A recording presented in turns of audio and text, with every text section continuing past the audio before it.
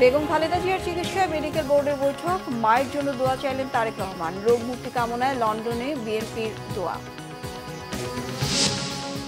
হিংসা ভুলে নতুন বাংলাদেশকে এগিয়ে নেওয়ার আহ্বান মির্জা ফখরুলের। বেশি সংস্কারের প্রয়োজন নেই, দ্রুত নির্বাচনী রোডম্যাপ ঘোষণার দাবি নেতাদের।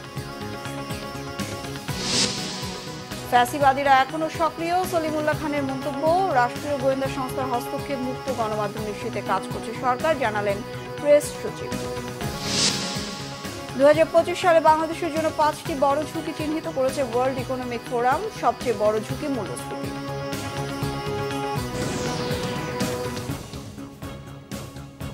গ্রাউন্ড সিমেন্ট সংবাদ শিরোনাম। লন্ডনে বেগম খালেদা জিয়ার চিকিৎসায় বৈঠকে বসেছেন মেডিকেল বোর্ড। সেখানে তারেক রহমান ও জোবাইদা রহমান উপস্থিত ছিলেন। এদিকে বেগম খালেদা জিয়ার রোগ মুক্তি কামনায় শুক্রবার যুক্তরাজ্য বিএনপির উদ্যোগে দোয়া মাহফিলের আয়োজন করা হয়। নেতাকর্মীরা মনে প্রাণে বিশ্বাস করেন বেগম খালেদা জিয়া সুস্থ হয়ে উঠবেন। বিস্তারিত জানাচ্ছেন লন্ডন থেকে মোহাম্মদ আব্দুল হান্নান। 10 দিনের মতো যুক্তরাজ্যের বিখ্যাত দ্য লন্ডন ক্লিনিকে চিকিৎসা নিচ্ছেন বাংলাদেশের সাবেক প্রধানমন্ত্রী ও বিএনপির চেয়ারপারসন বেগম খালেদা জিয়া। বেগম খালেদা জিয়ার রোগ মুক্তি কামনায় 17 জানুয়ারি দোয়া মাহফিলের আয়োজন করেছে যুক্তরাজ্য বিএনপি। পূর্ব লন্ডনের ব্রিকলেন জামে মসজিদে আয়োজিত দোয়া মাহফিলে উপস্থিত ছিলেন যুক্তরাজ্য বিএনপির সভাপতি M A Malek O secretary Kaiser M Ahmed. এ সময় সভাপতি এম এ মালেক বলেন, বেগম খালেদা জিয়া চিকিৎসার পাশাপাশি পরিবারের সাথে হাসি খুশি অবস্থায় আছেন। আমিও দেখেছি কালকে যে উনি একটু হাসি খুশির মধ্যে, উনি যেন বাংলাদেশে ফিরতে পারেন সুস্থ অবস্থায় এবং আগামীতে দেশ এবং জাতি গঠনে ওনার পরামর্শে দেশের যে যত সেই আমাদের সাম্য, মানবিক মর্যাদা, সামাজিক ন্যায় বিচার এবং বাংলাদেশে গণতন্ত্র পুনরুদ্ধারের জন্য দেশনেত্রী বেগম খালেদা জিয়া বাংলাদেশে এর জন্য একটা অ্যাসেট। আমাদের প্রত্যেকটি ইউনিটকে আজকে শুক্রবার জুম্মার নামাজের পর খতমে কুরআন এবং দোয়া মাহফিল ছিল। আজকে আমরা যুক্তরাজ্য বিএনপি এই ব্রিকলেন জামে মসজিদে আমরা খতমে কুরআন এবং দোয়া মাহফিল হয়েছে ইতিমধ্যে। বেগম খালেদা জিয়ার সুস্থতার জন্য মনে প্রাণে দোয়া করছেন নেতাকর্মীরা। অনেকেই দোয়া মাহফিলে অংশ নিতে লন্ডনের বাহির থেকেও এসেছেন। আমরা দোয়া করছি দেশনেত্রী মা বেগম খালেদা জিয়া উনি অতি সত্বর অতি তাড়াতাড়ি সুস্থ হয়ে দেশে ফিরবেন এবং দেশের নেতৃত্ব দিবেন। এটাই আমাদের দোয়া, এটাই আমাদের কামনা। ৭৯ বছর বয়সী Begum Khaleda Zia liver cirrhosis, kidney, ফুসফুস সহ নানা রোগে দীর্ঘদিন ধরে আক্রান্ত।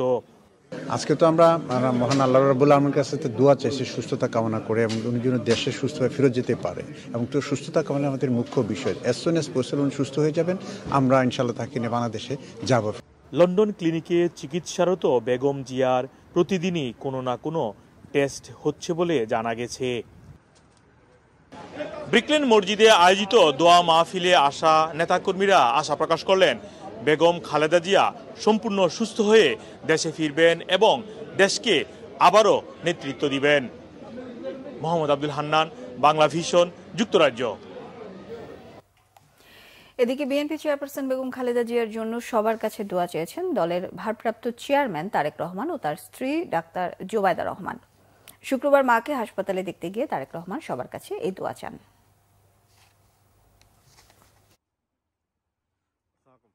মায়ের কথা যখন বললেন, স্বাভাবিক দেশবাসীর কাছে তো একটাই বলবো, উনি দেশের নেত্রী, কাজেই দেশবাসীর কাছে অনুরোধ জানাবো সন্তান হিসেবে ওনার জন্য দোয়া করার জন্য। আজকে তো মেডিকেল বোর্ড বসবেন, সেটা আপনার জানেন, আপনারা যাচ্ছেন। ধন্যবাদ।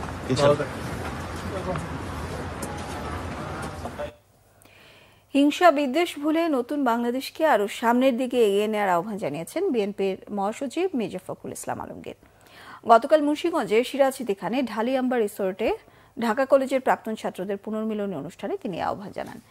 মির্জা ফখরুল বলেন, 15 বছরে ফ্যাসিস্ট বিরোধী আন্দোলনে ছাত্র জনতার গণ অভ্যুত্থানে অনেক রক্তপাত হয়েছে, একটা নতুন বাংলাদেশ গঠন হয়েছে।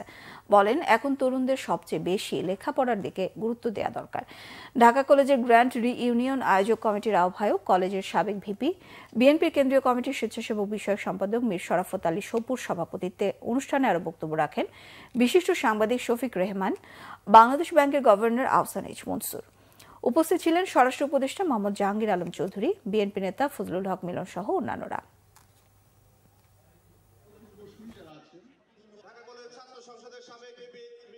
15 বছরের ফ্যাসিস্ট বিরোধী আন্দোলনে ছাত্র জনতার উত্থানের মধ্য দিয়ে অনেক রক্তপাত হয়েছে।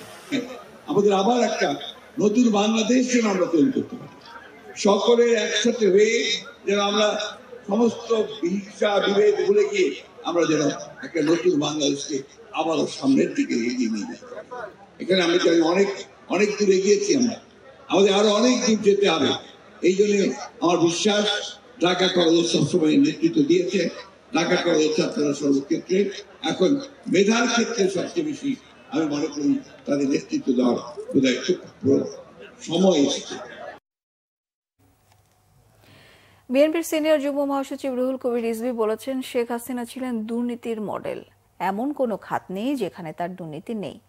শেখ হাসিনা ও তার দল আওয়ামী লীগ মুক্তিযুদ্ধের চেতনার কথা বলে মুক্তিযুদ্ধের মর্যাদা ক্ষুণ্ণ করছে বলে অভিযোগ করেন তিনি।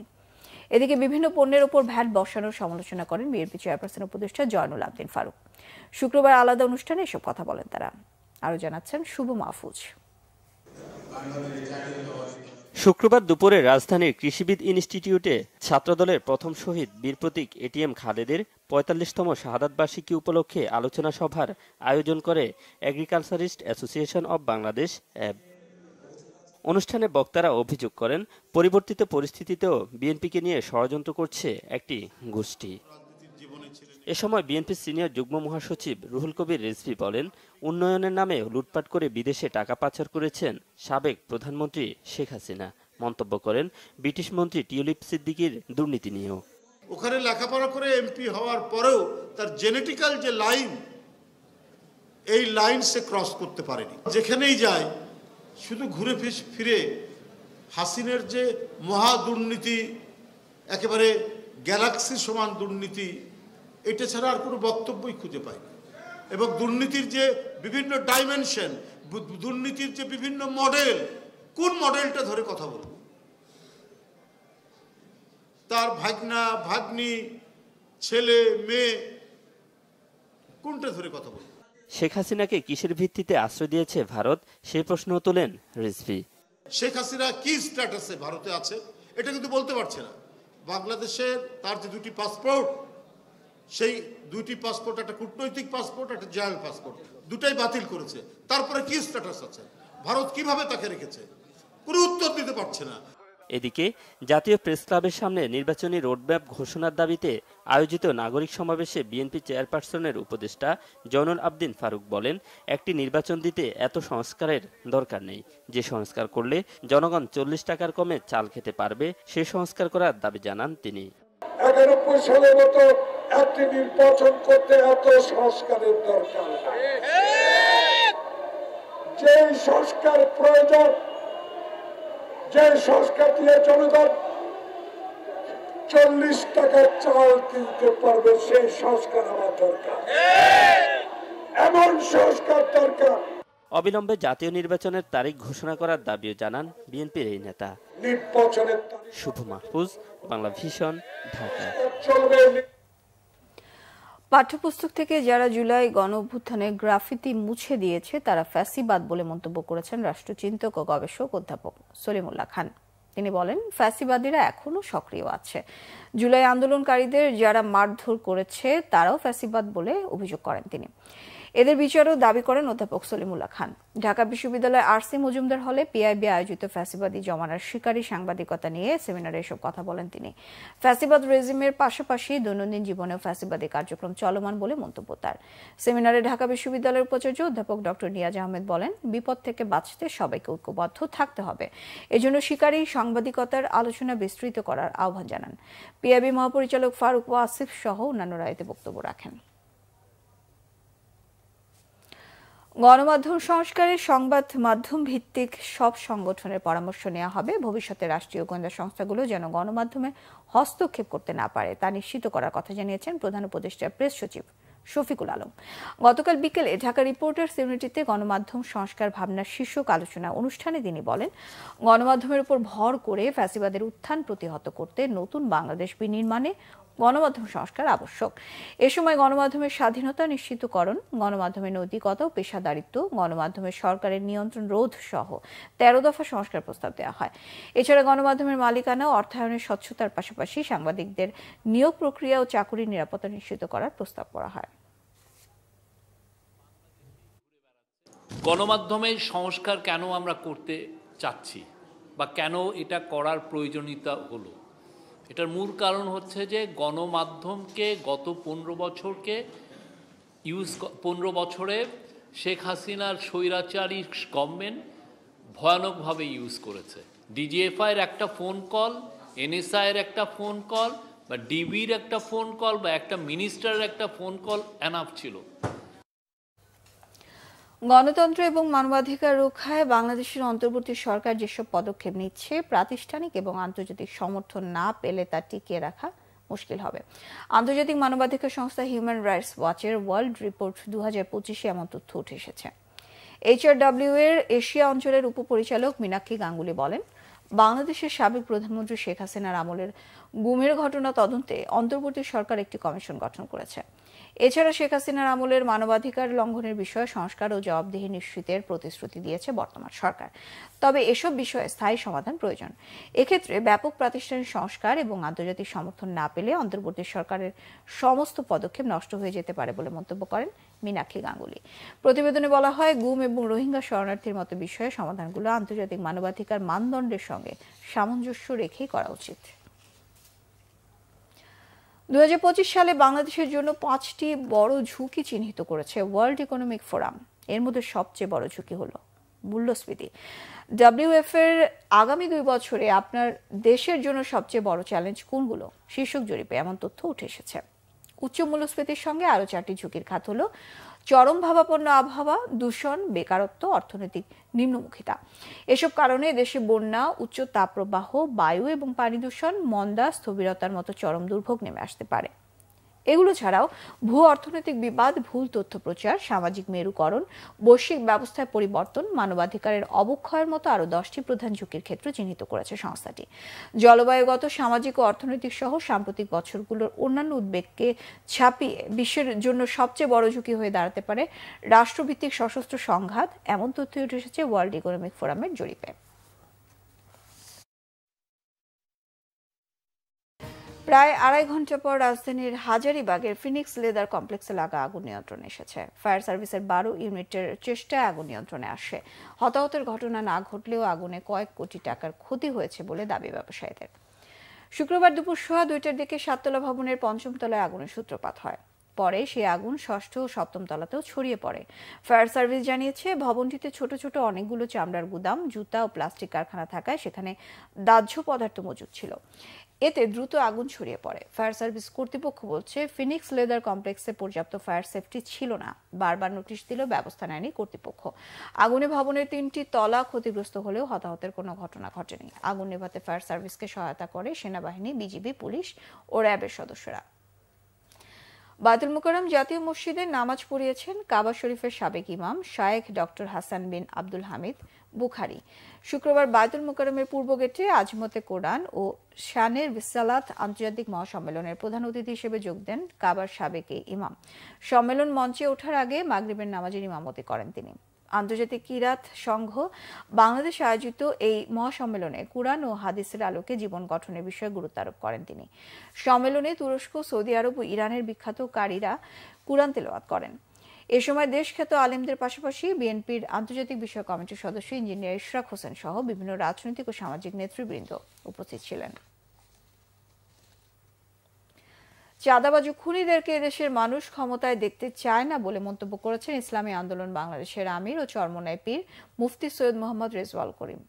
শুক্রবার সোহরাওয়ার্দী উদ্যানে ইসলামী যুব আন্দোলন বাংলাদেশের উদ্যোগে এক যুব কনভেনশনে তিনি এ মন্তব্য করেন। মুফতি রেজাউল করিম বলেন, অন্তর্বর্তী সরকার জনগণের ভোটে নির্বাচিত নয়, তবে গণ অভ্যুত্থানের মাধ্যমে তারা ক্ষমতায় এসেছে। যারা নির্বাচনের আহ্বান করে তারা জনগণের সাথে ধোঁকাবাজি করছে। পিআর পদ্ধতিতে নির্বাচনে তারা ভয় পায় কেন? নিম্নকক্ষ উচ্চকক্ষ নির্বাচন হতে হবে পিআর পদ্ধতিতে। ইসলামী নীতির ও আদর্শ বাস্তবায়নের মাধ্যমে দুনিয়াতে শান্তি ও আখিরাতে মুক্তি বলে মন্তব্য করেন তিনি। প্রতিবন্ধকতাও হার মানাতে পারেনি অনেক মাহমুদের মতো হাজারো ফ্রিল্যান্সারের পথ চলা। শিক্ষা প্রতিষ্ঠানগুলো প্রতিবন্ধী বান্ধব না হওয়ায় কলেজের গণ্ডি পেরোতে না পারলেও নিজের কাজের ডিজাইন দিয়ে বিশ্বখ্যাত অ্যামাজনে জায়গা করে নিয়েছেন অনেক। তার মতো অন্য ফ্রিল্যান্সাররাও গুগল এবং অনলাইন মার্কেটিং এর মাধ্যমে ঘরে বসে আয় করছেন মাসে কয়েক লাখ টাকা।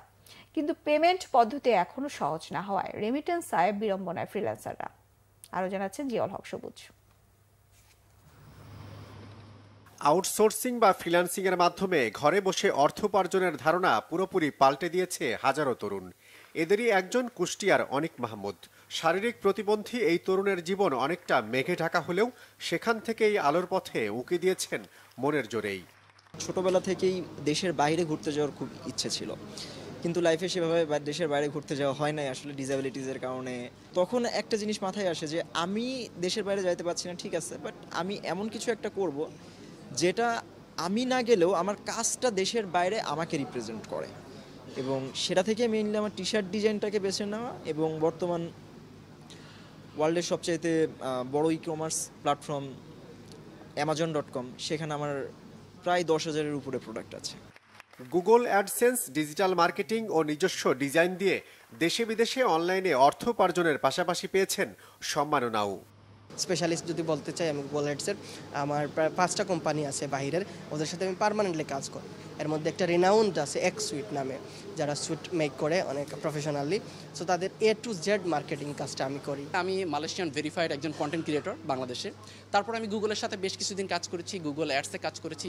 দেন গুগলের সাথে কাজ করতে গিয়ে গুগল থেকে একটা সার্টিফিকেশন পেয়েছি।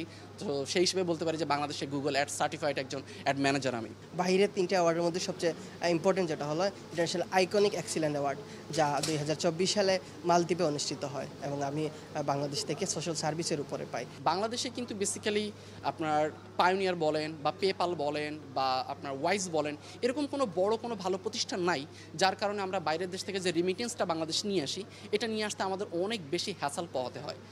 তথ্য প্রযুক্তি খাতের উদ্যোক্তারা বলছেন, পেমেন্ট পদ্ধতির জটিলতা দূর হলে অন্য ফ্রিল্যান্সাররাও ছোট ছোট অর্থ অবদান রাখতে পারবে রেমিটেন্স আয়ে।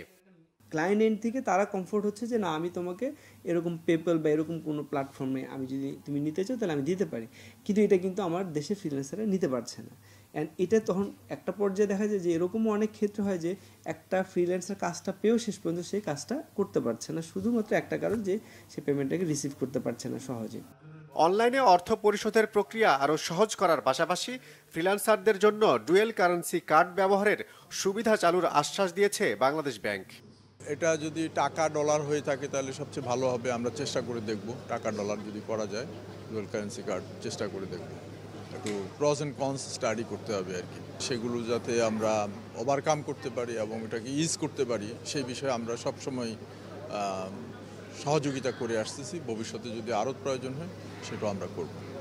ফ্রিল্যান্সারদের প্রয়োজন অনুযায়ী তাদের পাশে দাঁড়াতে বাণিজ্যিক ব্যাংকগুলোর প্রতি আহ্বান জানিয়েছে কেন্দ্রীয় ব্যাংক। জিয়াউল হক সবুজ, বাংলা ভিশন। সাপ্তাহিক ছুটির দিন হওয়ায় ক্রেতা দর্শনার্থীদের পদচারণায় জমজমাট আন্তর্জাতিক বাণিজ্য মেলা। মেলায় শুক্রবার শনিবার সবচেয়ে বেশি বিক্রি হচ্ছে বলে জানান বিক্রেতারা। এবারের মেলায় 350-এর বেশি স্টল ও প্যাভিলিয়ন বসেছে। বেচাকেনা ভালো হওয়ায় খুশি বিক্রেতারা, তবে ক্রেতাদের অভিযোগ মানহীন খাবার আর বাড়তি দাম নিয়ে। বিস্তারিত ফজলে রাব্বির প্রতিবেদনে। ঢাকা আন্তর্জাতিক বাণিজ্য মেলায় উপচে পড়া ভিড়, তবে এমন চিত্র প্রতিদিনের নয়। সাপ্তাহিক ছুটির দিনে পরিবার, বন্ধু ও আত্মীয়দের নিয়ে মেলায় হাজির বিভিন্ন বয়সী লোকজন। পরিবার ও বন্ধুদের সঙ্গে সময় কাটানোর পাশাপাশি প্রয়োজনীয় পণ্য কেনার সুযোগ কাজে লাগাচ্ছে দর্শনার্থীরা। মেলায় মেতেছেন শিশুরাও। মাত্র ঢুকেছি আর খুবই ভিড়, হয়তো ফ্রাইডে এই জন্য এখনো কিছু কিনি নেই, ঢুকবো ভিতরে। তবে এবার বাণিজ্য মেলার প্রথম, এটা ফার্স্ট টাইম এসেছি, খুবই ভালো লেগেছে আমার। অনেক ভালো লাগছে, অনেক সুন্দর, অনেক কিছুই আছে। বাচ্চাদের জন্য চকলেট কিনছি, বিস্কিট কিনছি, আরো কিছু কিনছি, এক জায়গায় রাখছি, বাচ্চাদের জন্যই কেনা হচ্ছে। এবারের বাণিজ্য মেলায় রয়েছে 350-এর বেশি স্টল ও প্যাভিলন। ব্র্যান্ডের পাশাপাশি দেশীয় পণ্য নিয়ে হাজির ক্ষুদ্র উদ্যোক্তারাও। পাকিস্তানি চাদর, 3 পিস সহ বিক্রি হচ্ছে ভীষণ ইলেকট্রনিক্সের বিভিন্ন পণ্য সামগ্রী। বেচাকেনা ভালো হওয়ায় খুশি তারা। সাপ্তাহিক ছুটির দিন অনুযায়ী আমাদের বিক্রি অনেক ভালো হচ্ছে। সাপ্তাহিক ছুটির দিন যেহেতু আজকে অনেক বেশি ক্রাউড আছে, প্রচুর কনজিউমার আজকে মাঠে এসছে, তারা আমাদের প্যাভিলিয়নে আসছে, আমাদের বিভিন্ন প্যাকেজ আছে সেই প্যাকেজগুলো পারচেজ করছে। সর্বোপরি একটা আনন্দঘন পরিবেশ তৈরি হয়েছে। আই এম স্যাটিসফাইড, আলহামদুলিল্লাহ। People are too many, good business, lot of people they are liking our product. এখন আমাদের হোম অ্যাপ্লায়েন্সের মধ্যে আছে electric kettle, blender, rice cooker, iron, মশা মারার ব্যাট, এরপরে আপনার ওয়াশিং মেশিন, টিভি, এসিটা একটু কম যাচ্ছে, রেফ্রিজারেটরও ভালো যাচ্ছে। তবে ক্রেতাদের অভিযোগ বিক্রি করা হচ্ছে মানহীন খাবার, নেওয়া হচ্ছে বাড়তি দাম। যদিও দোকানিরা এই অভিযোগ মানতে নারাজ।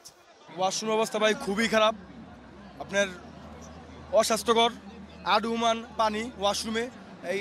এই জন্য আমাদের যারা টুরিস্ট আসছে আমাদের ঘুরতে ফিরতে ওয়াশরুমেতে আমাদের খুবই সমস্যা হচ্ছে। মুরগি যেটা আমরা ঝাল ফ্রাই বাইরে খাই আপনার 1 থেকে 150 টাকার ভিতরে, এখানে সেটা 3 থেকে 350 টাকার উপরে চলে যাচ্ছে। যেটা এক্সপেকটেশন ছিল, মানে আমাদের এক্সপেকটেশন কি বাণিজ্য মেলা, আন্তর্জাতিক বাণিজ্য মেলা থাকবে, বিভিন্ন বাইরের দেশ থেকে স্টল থাকবে, সেটা আমরা ঘুরে দেখবো, সেটা কিনবো। কিন্তু আমরা এখানে এসে দেখতেছি আমাদের দেশের সব প্রোডাক্টের স্টল দিয়ে সাজানো।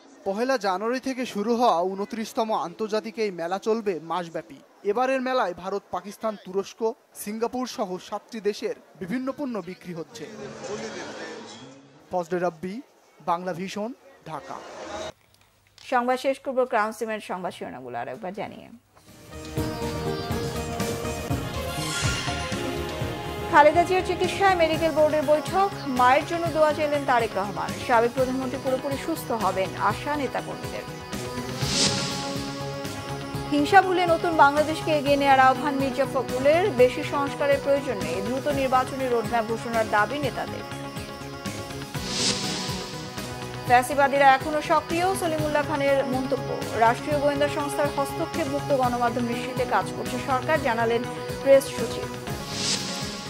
2025 সালে বাংলাদেশের জন্য 5টি বড় ঝুঁকি চিহ্নিত করেছে ওয়ার্ল্ড ইকোনমিক ফোরাম। সবচেয়ে বড় ঝুঁকি মূল্যস্ফীতি।